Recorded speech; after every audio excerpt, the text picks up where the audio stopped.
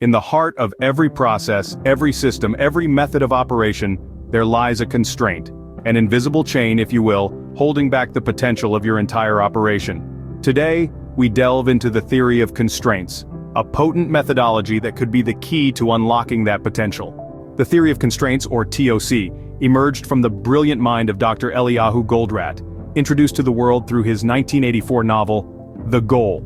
It's a simple yet powerful concept. Every process has a singular constraint, and improving this constraint is the only way to truly enhance the process's throughput. Take for instance a bustling restaurant. The kitchen is efficient, the waitstaff is quick, but there's only one cash register. No matter how fast the meals are prepared or served, the line at the cash register grows longer. Here, the single cash register is the constraint. By adding another register, the restaurant can serve more customers and increase its profits.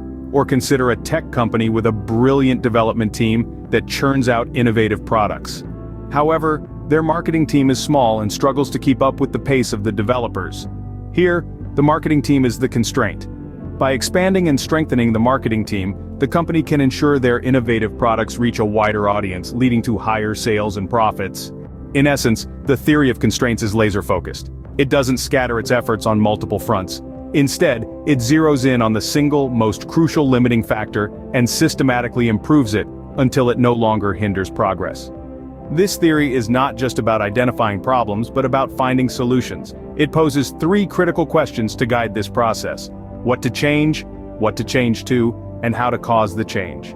The theory of constraints isn't just a tool for manufacturing industries, it's a versatile philosophy that can be applied to any field, any industry, any process.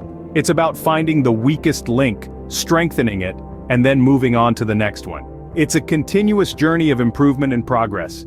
Consider applying the theory of constraints in your own context. Identify the bottlenecks that are holding back your growth. Use this theory to focus your efforts on what truly matters, and watch as your productivity soars, your lead times reduce, and your profits increase. In the end, the theory of constraints is not just about overcoming limitations, it's about realizing potential. It's about achieving goals. It's about paving the path to success, one constraint at a time.